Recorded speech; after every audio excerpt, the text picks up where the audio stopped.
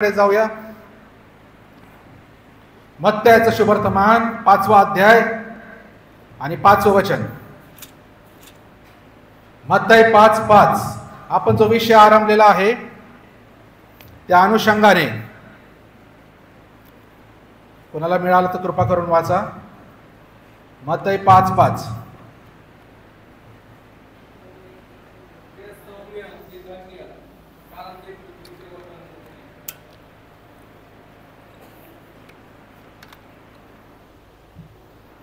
धन्यवाद. जे सौम्य ते धन्य ते आशीर्वादित का, कारण त्यास पृथ्वीचे वतन मिळेल. प्रभू येशू ख्रिस्त आपल्या सेवकाईला सुरुवात तेव्हा त्यांनी केली त्या डोंगरावरील प्रवचनामध्ये आपणा सर्वांच्या अंगी सौम्यता हा गुण असावा, गुणधर्म असावा आणि त्यांनाच स्वर्गीय नागरिकत्व आहे, पण पृथ्वीवरच देखील वतन त्यांना मिळणार आहे जे सौम्य आहे त्यांना. आतापर्यंत ह्या पृथ्वीवर जेवढ्या राजांनी राज्य केले, सरदारांनी राज्य केले, सर्वांनी तलवारीच्या जोरावर राज्य केलं. सर्वांनी आक्रमकपणा, सामर्थ्य दाखवून राज्य केले या भूतलावर. पण त्या सर्वांच्या राज्याला एक मर्यादा आली, एक लिमिट आली. परंतु येशू ख्रिस्त हा सर्वश्रेष्ठ राजा, राजांचा राजा, तो ह्यांच्यापेक्षा उलट सांगतो. सामर्थ्याच्या, बलाच्या, आक्रमकपणाच्या किंवा तलवारीच्या जोरावर नव्हे, तर सौम्यतेच्या गुणधर्मावर तो राज्य करतो. त्याची शिफारस त्याने केली.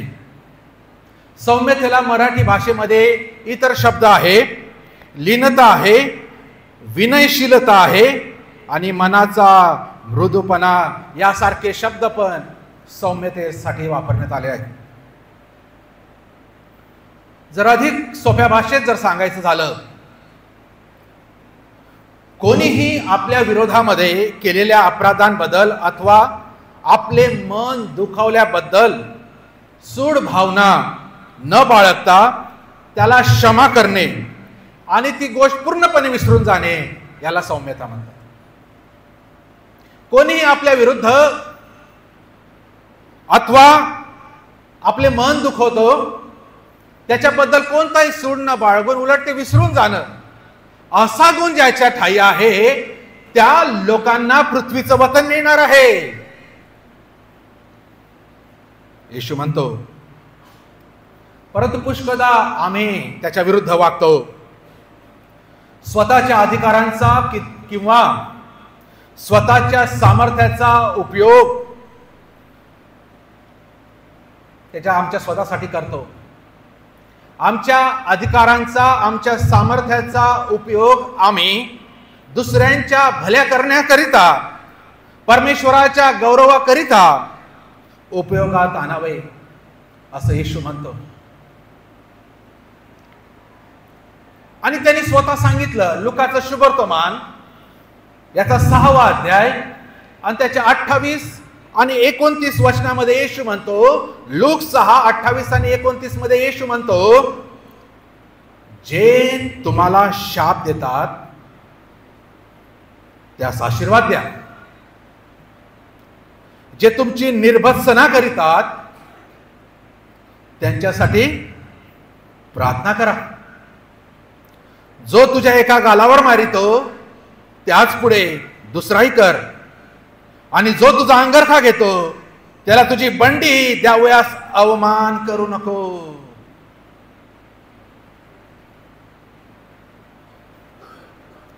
काय येशूची शिकवण, काय त्याची सौम्यता, काय त्याचा आदर्श, काय हे गुणधर्म.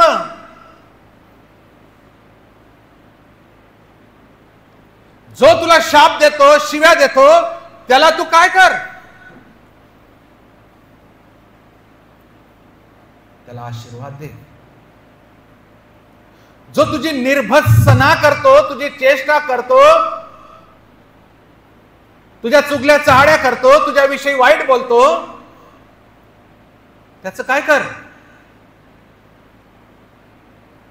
इतकी कठीण गोष्ट आहे प्रार्थनावीरांसाठी, जे प्रार्थना करतात. येशू म्हणतो त्यांच्यासाठी प्रार्थना. जे तुझ्याविषयी वाईट बोलतात, जे तुझी निर्भत्सना करतात, जे तुझी बेअब्रू करतात, जे तुझी कुचेष्टा करतात, त्यांच्यासाठी प्रार्थना कर. इम्पॉसिबल आहे पुष्कळदा समजणं. आमच्या डोक्यात हे विचार पटतच नाही. जगाच्या राहावटीप्रमाणे चालणाऱ्या लोकांना हे शिक्षण कधी समजणार नाही आणि म्हणून त्यांना पृथ्वीचं वतन देखील मिळणार नाही. इब्री गुलामाला मारणाऱ्या जो मिस्री मनुष्य होता, ज्याने इब्री माणसाला त्याने मारत होता, हे पाहून मोशेला राग आला की आपल्या माणसाला हा मारतो कस काय. आणि म्हणून त्या मोशेला इतका राग आला, त्यांनी त्या रागाच्या भरात त्या मिस्री माणसाचा खून केला. तोच मोशे सिनाय पर्वतावरून जेव्हा देव केलेल्या आज्ञेचा पट खाली घेऊन येत होता आणि तेव्हा पाहिलं की मी वर असताना खाली हे लोक माझी वाट पाहण्याच्या ऐवजी, देवाची वाट पाहण्याच्या ऐवजी हे मूर्तीपूजा करत आहे, एका वासराची पूजा करत आहे. त्याला इतका राग आला, त्यांनी देवाच्या पाट्या, त्या ज्याच्यावर देवाने स्वतःच्या बोटाने लिहिलेल्या होत्या 10 आज्ञा, त्या तिथे आपटल्या आणि फोडल्या. मोशेला राग आला. ह्याच मोशेविषयी त्याची बहीण मिर्याम आणि अहरोन यांनी कुरकुर केली. तूच काय लीडर लागून गेला, तूच काय हे लागून गेला, तुलाच काय कळतं, अशी कुरकुर करू लागले. देवाला राग आला, त्या मिर्यामीला कोड दिला. तिथे ऑन द स्पॉट पांढरी पटक झाली. त्या मोशे विरुद्ध कुरकुर करत आहे एवढ्या लोकांसमोर आणि दुसऱ्यांना अडकवण्यास ते भाग पाडत आहे. आणि त्यावर देवाने प्रहार केलेला असताना मोशे तिच्यासाठी प्रार्थना करतो. मोशेची बदनामी करत असताना,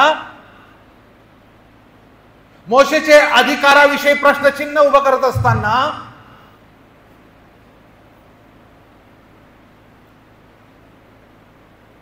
ज्या व्यक्ती त्याच्या विरुद्ध कुरकुर करत आहे, देवाने त्यांच्यावर तडाखा दिला, तरी मोशे त्यांच्यासाठी प्रार्थना करत आहे. तो म्हणतो गणना 12:1-14 मध्ये वाचलं की तो परमेश्वराकडे तिला कोडमुक्त करण्यासाठी तो प्रार्थना करत आहे. बहुरीम येथे एक शिमी नामक मनुष्य, दावीद त्याचे सैनिक जात असताना त्यांना तो शिव्या शाप देते, त्यांना दगडांनी मारत आहे, त्याच्यावर धूळ उडवत आहे. एक राजा आणि ते सरुवेचे पुत्र त्याचे सरदार असतात राजाचे, दाविदाचे. ते म्हणतात तू फक्त सांग, ह्याचं काय करायचं आम्ही बघतो. पण तो त्याला म्हणतो जाऊ द्या. एखाद्या वेळेस देवानेच त्याला तसं करायला लावलं असेल. 2 शमूएल 16 मध्ये आम्ही वाचतो 5-13. पौलावर खटला सुरू आहे कोर्टामध्ये. अनेक जण त्याला सोडून गेलेले आहेत. त्याच्या पक्षाचा कोणी मनुष्य उरलेला नाही. तो म्हणतो 2 तिमोथी 4:16 मध्ये पौल म्हणतो याबद्दल त्यांचा हिशोब घेण्यात न येऊ. येशूचं स्वर्गारोहण झालं आणि त्या येशूचा स्वर्गारोहणानंतर पहिला रक्तसाक्षी झाला तो स्तेफन. प्रेषित 7:59 आणि 60 मध्ये लिहिलं आहे. मरते समय तो गुडघे टेकून मोठ्याने ओरडून म्हणाला, हे प्रभू, हे पाप त्यांच्याकडे मोजू नको. ज्या भावांनी योसेफाला आधी मारण्याचा प्रयत्न केला त्या खाड्यामध्ये टाकून आणि नंतर त्याला विकण्यात आलं, त्या भावांना पाहून योसेफाने सूड उगवला नाही. त्या भावांना पाहून योसेफाला रडू आले. उत्पत्ती 45:2-8 मध्ये त्याला रडू आले. आणि सूड घेण्याच्या ऐवजी तो म्हणतो, अम्मा जवळ या, आता काही पस्तावा करू नका. अशा प्रकारे क्षमा करणे, असे गुण अंगी बाळगणे, याचा अर्थ सौम्यता असणे.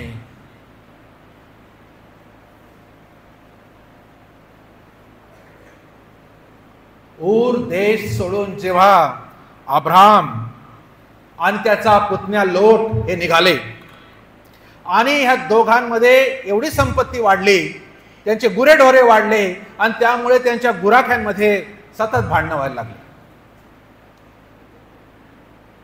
उत्पत्ती 13व्या अध्यायात वाचतो. आणि त्यांच्या सतत भांडणं व्हायला लागली. तेव्हा अब्रामाने, बघा अब्रामाने काय केलं.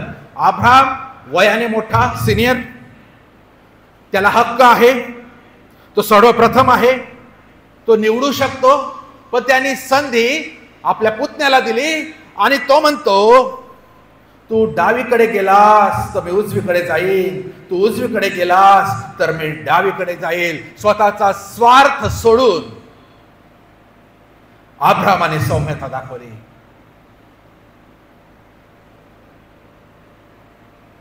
इस्रायल लोक येणाऱ्या मसीहाची आतुरतेने वाट पाहत होते आणि त्यांना वाटले येणारा राजा महालात जन्मेल, येणारा राजा सम्राट होईल आणि येणारा राजा रोमी साम्राज्य धुडकावून लावेल, आम्हाला त्याच्यातून सुटका मिळेल, अनेक नवीन राष्ट्र तो स्थापेल. परंतु येशू कसा आला? एका गायीच्या गोठ्यामध्ये सौम्य भाषण करणारा, स्वतःकडे स्वतःचं सैन्य नसणारा, त्याला कोणी स्वीकारलेलं नाही,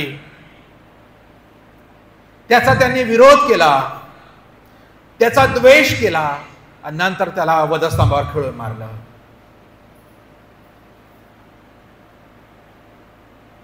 हा आमचा सौम्यतेचा आदर्श, आमचा येशू.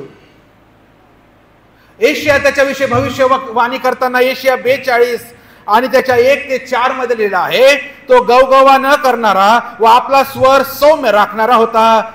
हे इस्रायल लोक विसरले, जे भविष्य एशियाने केलं होतं. तो गवगवा करणार नाही. तोच एशिया 61 आणि 1 मध्ये आणि मत्ते 20 आणि 28 मध्ये तो म्हणतो, येशू म्हणतो, मी सेवा कराव्यास आला आहे, सेवा करून घ्याव्यास आलो नाही.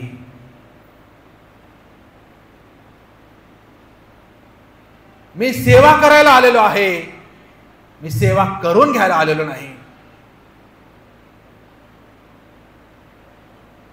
ख्रिस्ताच्या सौम्यतेचं प्रतीक जेव्हा त्याला अटक करायला रोमी सैनिक आले आणि रागाच्या भरामध्ये पेत्र तलवार उपसतो आणि एका सैनिकाचा कान कापतो.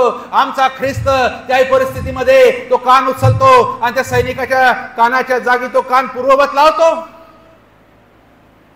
आणि त्याला बरं करतो. त्याला अटक केल्यानंतर, अमानुष छळ केल्यानंतर, त्याचे हाल केल्यानंतर तो आपले तोंड उघडत नाही. एशिया 53 मध्ये आपण तो अध्याय नेहमी वाचतो. गप्प बसतो. जे जे त्याने सेवेच्या दरम्यान शिकवलं ते प्रत्येक गोष्ट त्याने केली आणि तो सौम्य आहे हे त्याने दाखवलं. एक शब्द त्याने उच्चारिला नाही त्याचे हाल होत असताना. शास्त्री, याजक, मुख्य याजक, वडील त्याची थट्टा करून म्हणाले. मत्ती 27 मध्ये ते म्हणतात, 27:41 ते 43 मध्ये याजक म्हणतात, वडील म्हणतात, त्याने दुसऱ्यांचे तारण केले, त्याला आपल्या स्वतःचा बचाव करवत नाही का? तो इस्रायलाचा राजा आहे, त्याने आता वधस्तंभावरून खाली यावे, म्हणजे आम्ही त्याच्यावर विश्वास ठेवू. तो देवावर भरोसा ठेवतो, त्याला तो प्रिय असता तर त्याने त्याला सोडवावे. येशूची पण देवाची पण चेष्टा सोबत करत आहे. असल्या खालच्या दर्जाची निंदा करणाऱ्यांसाठी येशूने तोंड उघडले नाही. त्याने शाप उच्चारला नाही. उलट त्यांनी त्यांच्यासाठी प्रार्थना केली, क्षमेची प्रार्थना केलेली आहे. त्याचे वस्त्र काढून घेतले तरी तो ओरडून म्हणतो, हे बापा यांना क्षमा कर. त्यांना कळत नाही. आणि म्हणून स्तोत्रकर्ता 103 आणि 10 मध्ये लिहितो, खरोखर आमच्या पातकांच्या मानाने त्याने आमचे पारिपत्य केले नाही, त्याने आमच्या दुष्कर्माच्या मानाने आम्हास प्रतिफळ दिले नाही. विलाप गीत 2 आणि 22 मध्ये लिहिलं आहे, आम्ही भस्म झालो नाही, ही केवळ परमेश्वराची दया होय.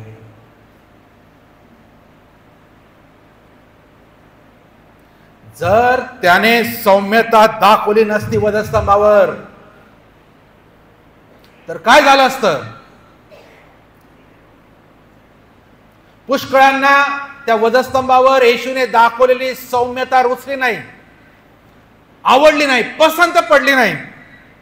त्यांना तो सैतानाचा विजय वाटला, त्यांना तो ख्रिस्ताचा पराजय वाटला. परंतु सत्य वेगळं होतं.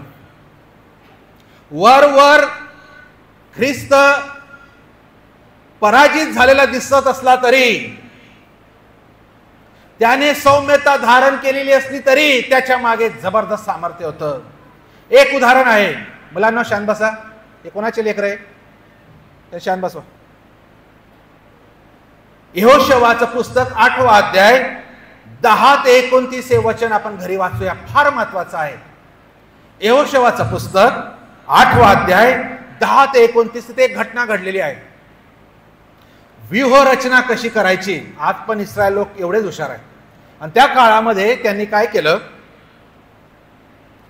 इस्रायल सेना जेव्हा आय नावाच्या शहर जिंकण्यासाठी गेली, शहराकडे सैन्य घेऊन गेली, तेव्हा त्यांनी एक व्यूह रचना केली. अर्धे सैनिक लपून ठेवले आणि अर्धेच त्यांना लढण्यासाठी आले. आणि आयच्या लोकांनी पाहिलं आणि आयच्या लोकांना पाहून जे सैनिक अर्धे लढायला आले होते ते त्यांना पाहून पळाले. आणि आयच्या लोकांना वाटलं की आम्हाला घाबरले, म्हणून सगळे आयचे लोक त्यांचा पाठलाग करू लागले दूरपर्यंत. आणि त्यांच्या लक्षात आलं, पाठलाग करता करता ते मागे वळून पाहतात तर त्यांच्या नगराला आग लागलेली. कारण जे अर्धे दबा धरून बसलेले होते इस्रायल सैनिक, हे सगळे शहर खाली करून गेले. तेव्हा हे घुसले आणि विजय मिळवला. सैतानालाही वधस्तंभावर असलेल्या ख्रिस्ताला पाहून त्याचा झालेला विजय त्याला वाटत असेल. फक्त 3 दिवसाने आमचा प्रभू येशू ख्रिस्त परत जिवंत झाला, मरणातून उठला, सैतानाला, पापाला आणि मरणाला त्याने पराजित केला, जसं आयच्या लोकांनी केलं.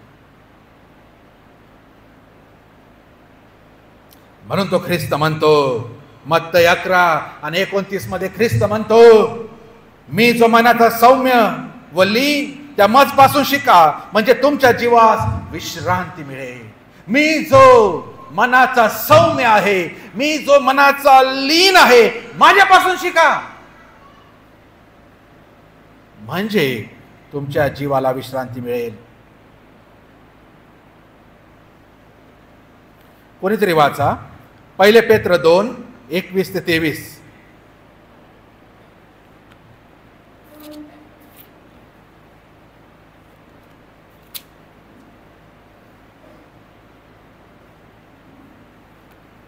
पहिले पेत्र 2 आणि त्याची 21 ते 23 मध्ये, कारण ह्याच करिता तुम्हास पाचारण करण्यात आले आहे, कारण ख्रिस्तानेही तुम्हासाठी दुःख भोगले आणि जेणे करून तुम्ही त्याच्या पावलावर पाऊल ठेवून चालावे, म्हणून त्याने तुम्हाकरिता कित्ता घालून दिला आहे.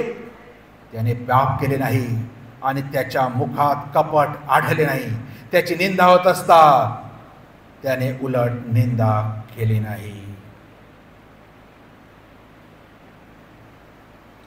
पाऊल म्हणतो 2 तिमोथी 2 मध्ये, आम्ही विरोध करणाऱ्यांना सौम्यतेने शिक्षण दिले. पाऊल म्हणतो कलसे 3 आणि 12 मध्ये, आम्ही ख्रिस्ताची नम्रता धारण करावी. एक महत्वाचा घटक आहे सौम्यता, सौम्यता, लीनता, नम्रता. आम्ही सारखं पाहतो या गोष्टी. पण याचा अर्थ काय नक्की? सौम्यता, पुष्कळदा सौम्यतेला दुर्बलता समजली जाते. पुष्कळदा नम्र व्यक्तीला, सौम्य व्यक्तीला ह्याच्यात काय हिंमत नाही असं म्हणतात.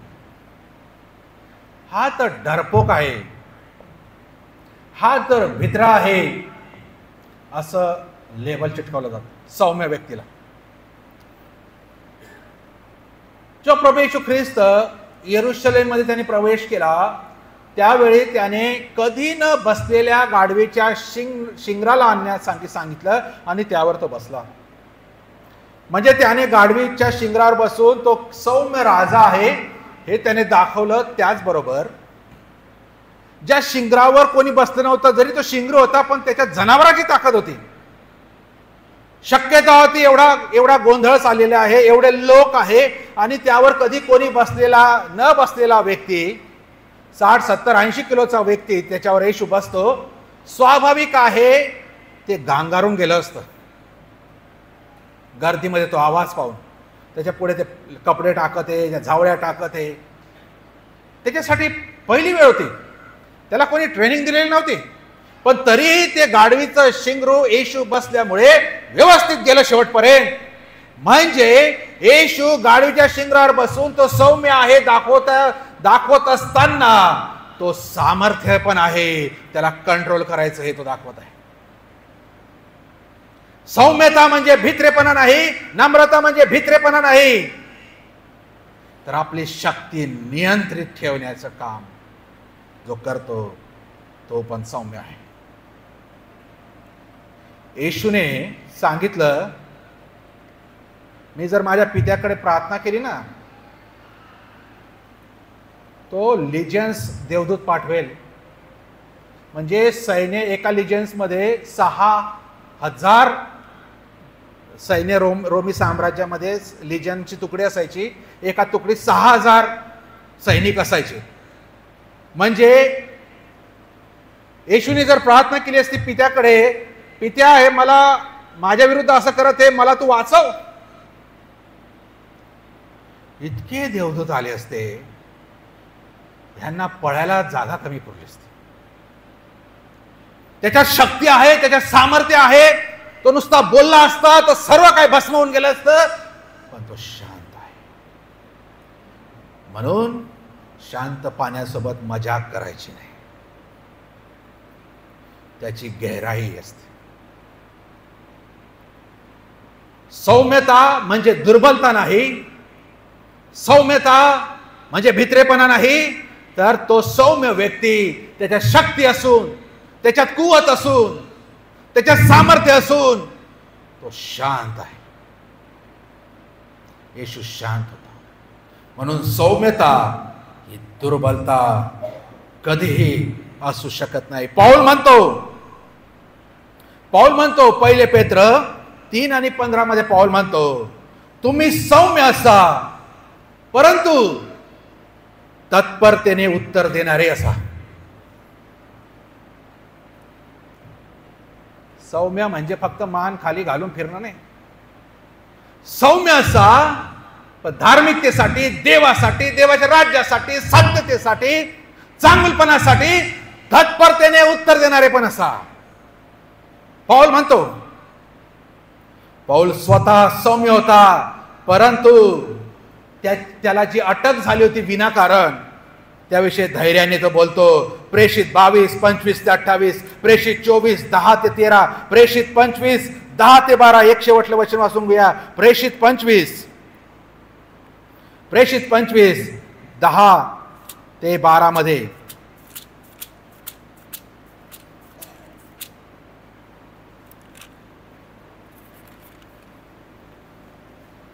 तेव्हा पौलाने म्हटले, कैसराच्या न्यायासनापुढे मी उभा आहे, येथेच माझा न्याय झाला पाहिजे.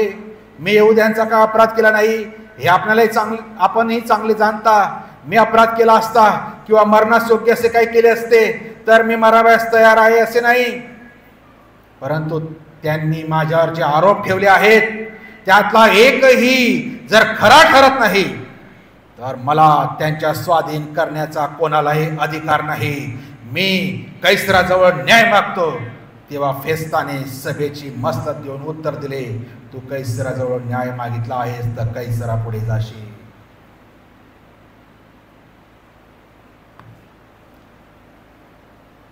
पौल ख्रिस्ताची सौम्यता धारण करतो. त्यावेळी कराच्या मंडळीसोबत कडकपणाने बोलतो. 2 करिंथ 10:1. 2 करिंथ 10:1. मी पाऊल तुमच्या बरोबर असताना तुमच्याशी लीनपणे वागतो, परंतु दूर असताना तुमच्याशी कडकपणे वागतो. तो मी ख्रिस्ताच्या सौम्यतेने व नम्रतेने तुम्हाला विनंती करतो.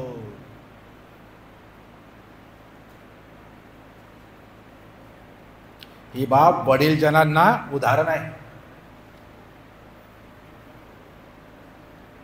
स्वतः ख्रिस्ताने मंदिराचं शुद्धीकरण करत असताना हातात एका दोराचा कोरडा केला आणि अगदी जसं काही उग्र स्वरूप त्याने धारण केलं. योहान 2:15-16 मध्ये ते पैसे एक्सचेंज करणाऱ्यांचे सगळे ते चौरंग त्याने उलटे केले.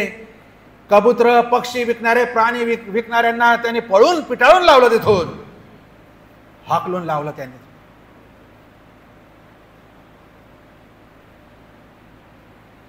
या येशूविषयी एवढं आपण वचन वाचले, सौम्यता, लीनता, बरोबर आहे. पण ह्या इथे काय झालं, येशूला एवढा राग का आला येशूला? आम्ही हे आधी कुठेच पाहत नाही येशूला इतका राग आलाय. राग येणं चांगलं आहे. ज्याला राग येत नाही त्याने डॉक्टरला दाखवा, काहीतरी बिघाड आहे. ती पण एक फिलिंग्स आहे, राग येणं. पण रागात असताना सूर्य मावळू नये असं देवाचं वचन सांगतं. रागात असताना पाप करू नये देवाचं वचन सांगतं. राग येणं स्वाभाविक आहे. पण येशूला जो राग आहे तो कोणता राग आहे? येशूचा राग आहे धार्मिक राग आहे. रायचस अँगर, धार्मिक राग. माझ्या पित्याच्या मंदिराला लुटारूंची गुहा तुम्ही केलेली आहे. त्याला सहन होत नाही ती गोष्ट.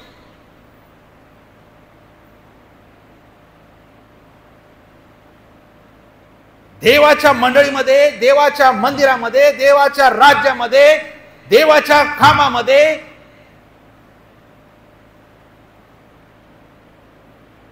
जर काही चुकीच्या गोष्टी घडत असतील कोणाद्वारेही,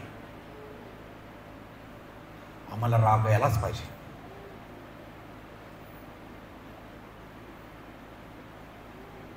राग यायलाच पाहिजे, कारण तो धार्मिक राग आहे.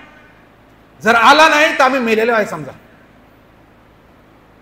आणि ह्या ठिकाणी यरुशलेमच्या मंदिरात लोक आराधना करण्यासाठी ते पक्षी आणि पशु ते घेऊन एवढे किलोमीटर प्रवास करून तिथे यायचे. आणि ह्या मंदिरामध्ये जेव्हा यायचे तर मंदिरात पाहतं तर काय, ह्यांनी व्यापार सुरू केलेला आहे. मंदिराचा बाजार मांडलेला आहे, क्रय विक्रय चाललेला आहे, पैशाची देवाणघेवाण चाललेली आहे. आणि देवाला अर्पण्यासाठी आणलेलं अर्पण भ्रष्ट करत आहेत. म्हणजे त्यांची आराधना भ्रष्ट करत आहेत. एक प्रकारे दुसऱ्यांना आराधना करण्यास, त्यांचं अर्पण तिथे अर्पण्यास व्यत्यय आणि अडखळ निर्माण झालेले आहेत. हे जेव्हा येशू बघतो त्याला राहवत नाही, डायरेक्ट तो दोर घेतो. असं जाऊन विचारत नाही, का रे तुला कोणी सांगितलं इथे यायला? का रे हे कशाला करत हे? कोणी कशाला करत हे? याच्या मागे होते काय विचारत नाही, डायरेक्ट मार, ऍक्शन.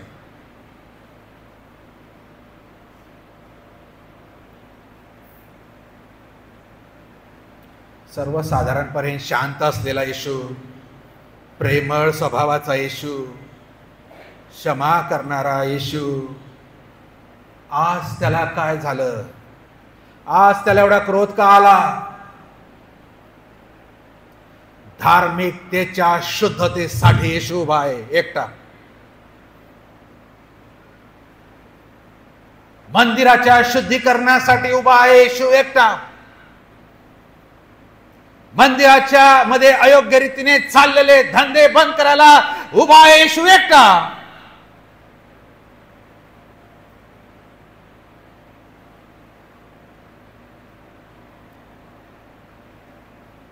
धार्मिक भ्रष्टते विरुद्धच्या नीती मूल्यांच्या आधारित त्याला आलेला क्रोध आणि तो आता चाबूक घेतो.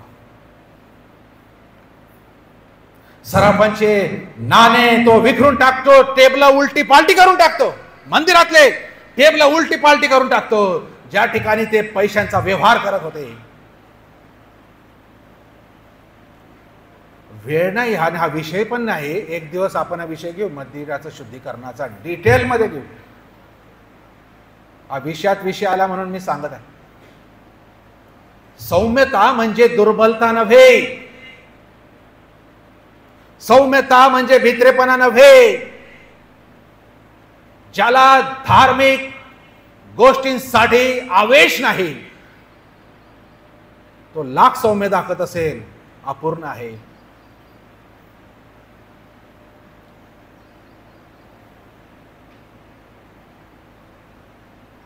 देवाचं मंदिर काय? त्याची आराधना, उपासना, त्याचं पवित्र जपण्याचं ठिकाण हे मंदिर आहे. तो म्हणतो माझ्या पित्याच्या घराला तुम्ही लुटारूंची गुहा बनवली.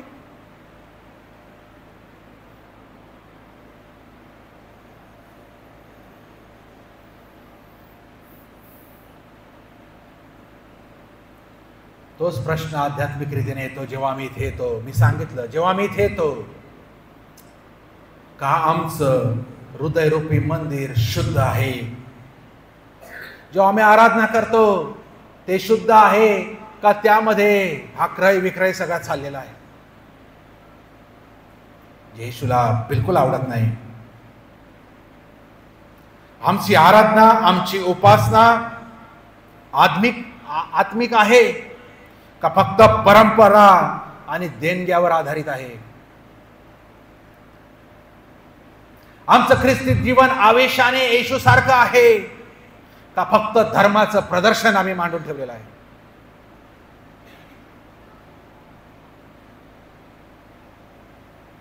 येशूला आलेला क्रोध काय दर्शवितो?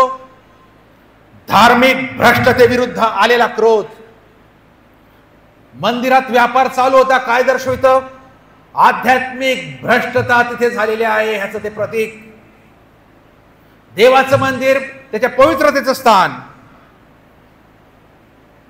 त्या ठिकाणी आज मांडलेला खेळ.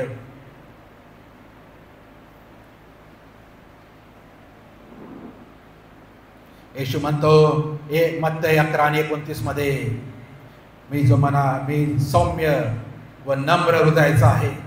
तो म्हणतो मत्तई 28:18 मध्ये, माझे जूक आपल्यावर घ्या, ते हलके आहे.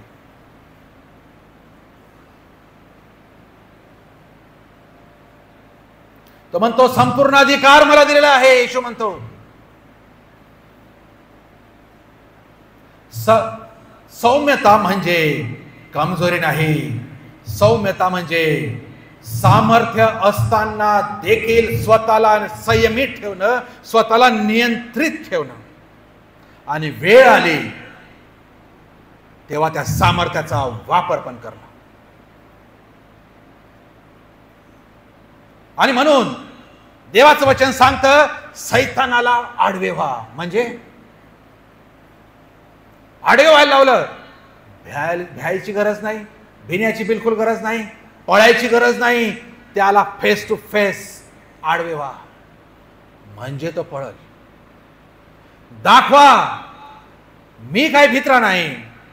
तू हे चालवले सर्व उपद्व्याप त्यांच्या विरोधात मी आहे, आणि माझ्या ठाई असलेलं देवाचं सामर्थ्य आणि येशूच्या नावात मी तुला आडवा येत आहे. एक पाऊल सुद्धा मी तुला पुढे येऊ देणार नाही.